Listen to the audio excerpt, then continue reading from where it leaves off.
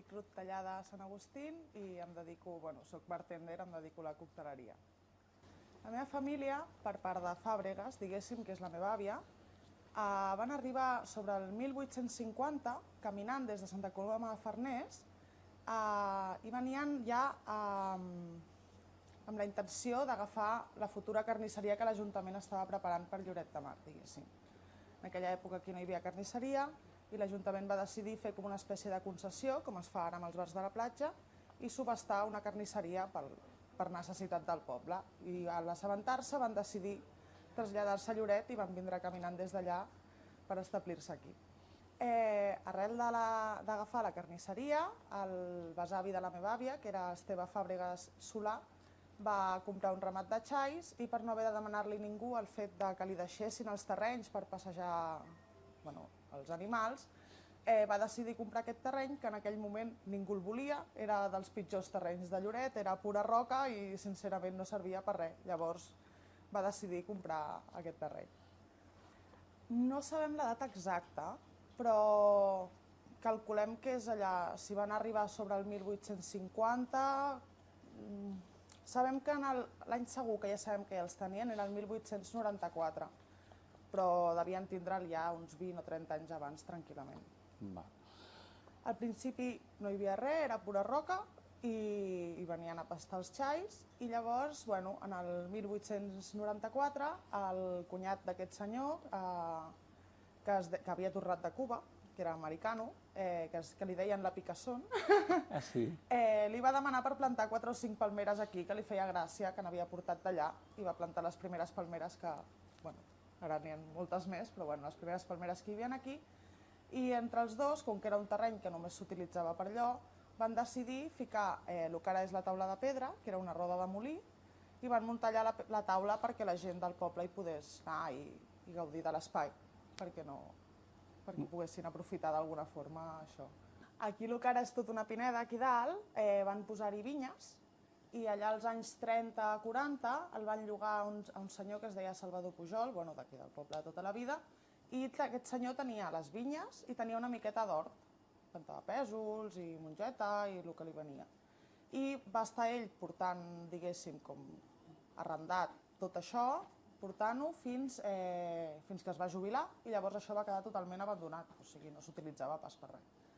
Doncs mira, a l'any 66, la meva àvia, recent casada amb el meu avi, Ana Fàbregas Rebollo i Josep Maria Tallada Martínez, estaven dinant amb els meus besavis i parlant, el meu avi va comentar que el Planiol, que ja estava obert, que era un xiringuito molt més petit del que és ara, que els anava molt bé, tot i que el poble en aquell moment no era tan gran com és ara, Fanals no era el que és ara. I entre la meva besàvia i el meu avi es van il·luminar i van dir «Oi, per què no muntem un xiringuito allà a Calabanys?» I es van ficar en marxa. I així va néixer tot. El 13 de juny de 1967, un any després d'aquesta conversa, es va inaugurar Calabanys. Al principi no era ni la meitat del que és ara, realment sí que era molt més xiringuito, era menys de la meitat del que és ara, el que és el local, i a poc amb els anys van anar ampliant el local, arreglant tot una miqueta més. Això,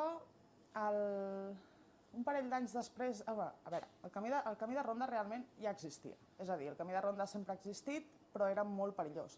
Era molt perillós passar-hi i només l'utilitzava la Guàrdia Civil per poder fer tota la costa i vigilar el contrabando que venia de diversos llocs, en especial de Cuba. I la gent venia, però era molt perillós el camí. Llavors, un parell d'anys després d'obrir el bar, el meu avi li va demanar al senyor Clua, que era l'alcalde en aquell moment, per arreglar una miqueta el camí de cara que la gent pogués arribar més tranquil·lament. I llavors, en aquell moment, des de la duna marinera cap aquí, van arreglar una miqueta el que era el terra, va ficar alguna brana, va ficar alguna escala, va fer tota la instal·lació de llum des de Calabanys fins la Roca d'en Maig, que en aquell moment no hi havia res d'instal·lació de llum, tot per compte seva. L'alcalde li va dir que ell mateix, però tot va córrer per la seva butxaca i el seu treball propi, i el va ajudar Alberto Girona, que era un home de Lloret que treballava aquí en aquell moment, i entre els dos van arreglar tot el tros.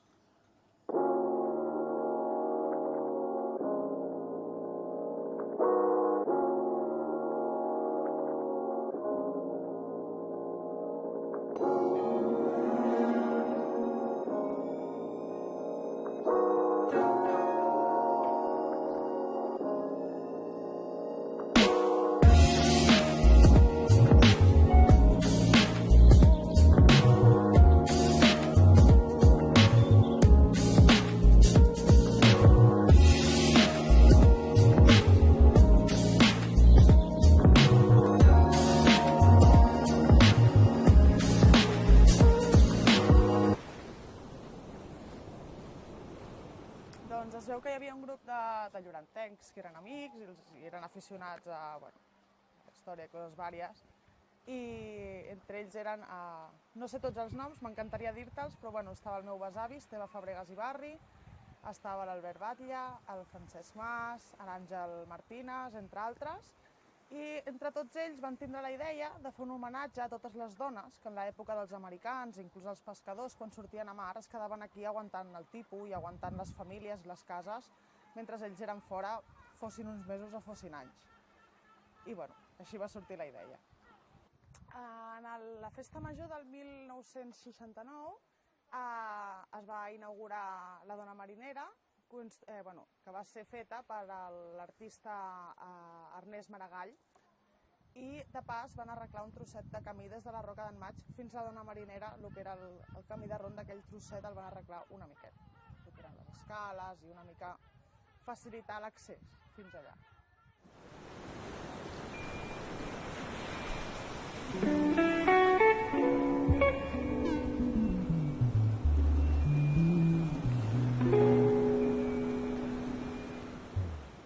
Sí, mira, aquest senyor venia aquí sempre a pintar el que és aquesta zona, venia a pintar tot el que era el paisatge i tal, era un gran dibuixant de còmics i d'acudits, a part de gran pintor, i era amic del meu rebesavi, que en aquell moment aquí hi havia una caseta de vinya que no es feia pas servir, i com que eren amics devien parlar i li va demanar si podia deixar aquí les coses, perquè clar, el camí de ronda en aquell moment era molt perillós i llavors anar carregat, anar i tornar cada dia era complicat i van arribar a aquest acord.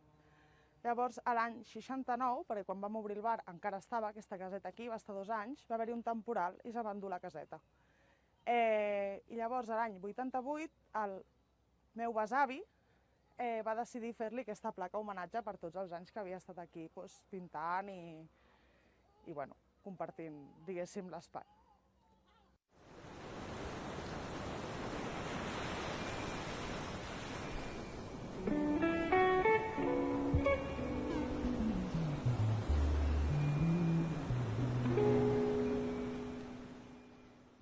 Home, la veritat és que porta molta feina, tant mantenir-lo com haver arribat fins aquí, perquè hauríem de valorar que aquest terreny era com dir calatrons, que és pura roca i no hi ha pràcticament res de vegetació, algú salvatge, però poca cosa més. El 90% de les plantes que veus darrere meu, totes són cada una plantades al llarg del temps per la meva família. Al principi només teníem 2 palmeres, ara calculem que n'hi ha entre 50 i 70, des de les més grans a les més petites, que no s'aprecien així de primera vista. La part que sí que tenim natural és aquí la zona de la taula de pedra. Tot aquest frontal que es veu aquí a lo alto són llentiscles, aquests sí que han calculat que tenen uns 200 anys. Això sí que és natural, de fet s'ha declarat patrimoni natural, si no m'equivoco, de Lloret.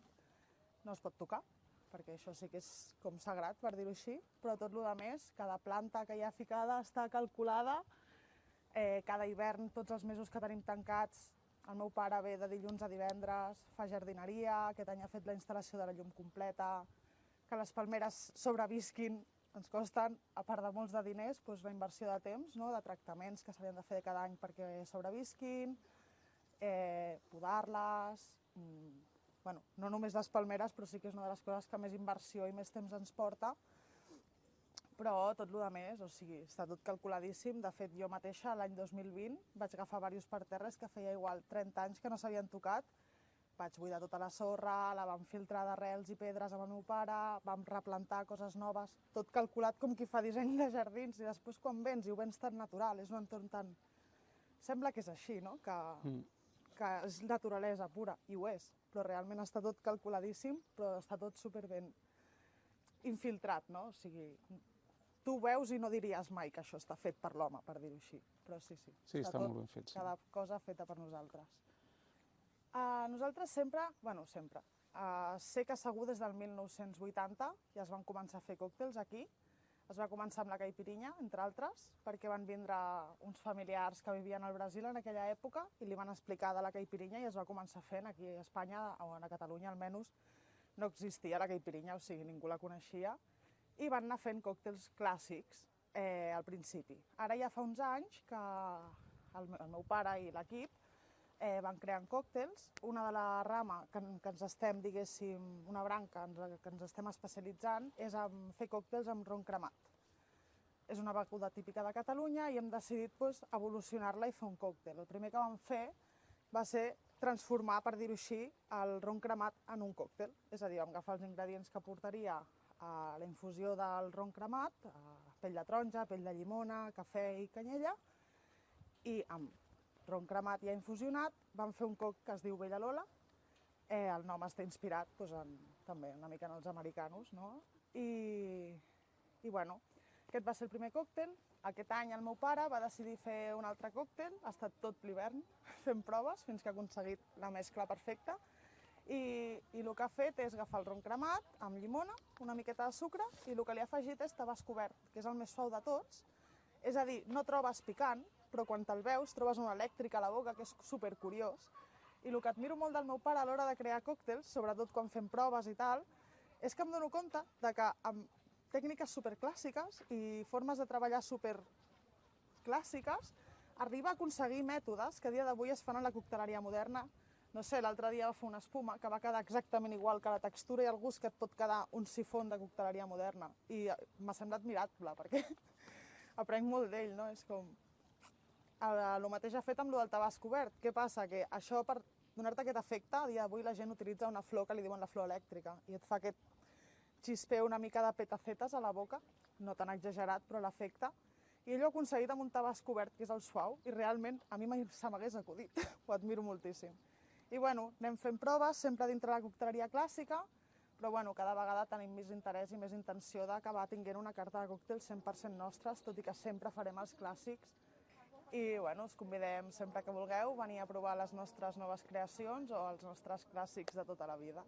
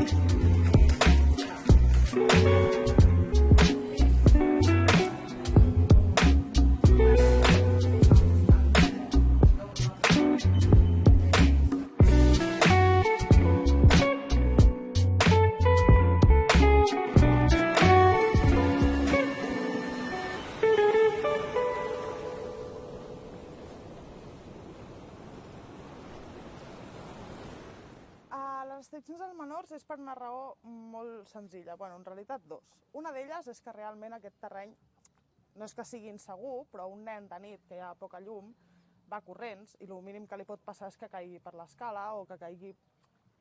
És un risc que caigui. Perquè els nens van esverats i al final no miren bé el terra i és un lloc perillós. L'altra raó, que és la que considerem més important, és que realment busquem una tranquil·litat. Durant el dia un nen no et molesta, al final, per molt tranquil·la que sigui la gent que tens, és un nen, va corrents por ahí, el soroll que hi ha de dia no és el mateix. Però de nit, posem l'exemple. Tu tens fills i els deixes amb els teus sogres o amb una cangur i vens a un lloc romàntic, a estar tranquil amb la teva parella o amb els amics, i realment tens a la taula del cantó un nen cridant i plorant o qualsevol cosa, no considerem que sigui pertinent. Ens sembla just que la gent, durant la nit, a partir de les 10 de la nit, considerem que és una hora que nens de certa edat tampoc tenen per què estar a certs llocs, llavors considerem que és un espai on els adults poden vindre a estar tranquils, més romànticament o en amics, en un altre ambient del que et pots trobar pel poble o per qualsevol lloc.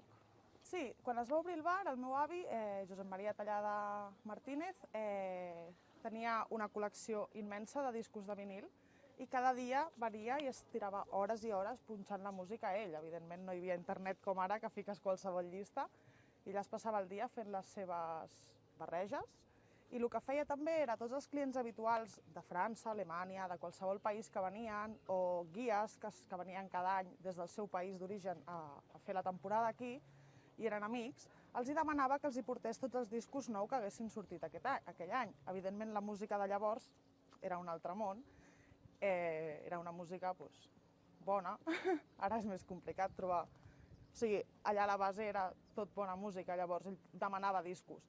I clar, quan li portaven els discos de França, Anglaterra, Alemanya o qualsevol país que vinguessin, aquells discos en realitat tardaven mesos en arribar aquí. Llavors la gent de Lloret o de Barcelona o dels voltants que coneixia i venia a Calabanys sabien que aquells discos que tardarien 4 o 5 mesos o 6 en arribar a Catalunya, a Espanya, podien vindre a Calabanys i sentir-los cada temporada.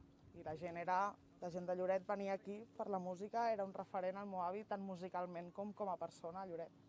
Doncs, bueno, quan van comprar els terrenys els van vendre fins al Muro del Castillo. O sigui, literalment el contracte ficava hasta los muros del Castillo.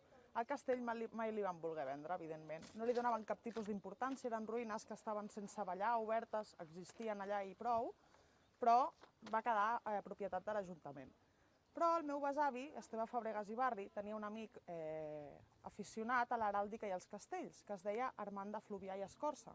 I aquest senyor, quan va veure aquelles ruïnes, va dir que valia la pena tenir-ho en compte, que era algo que era molt interessant i que no valia la pena deixar-ho allà.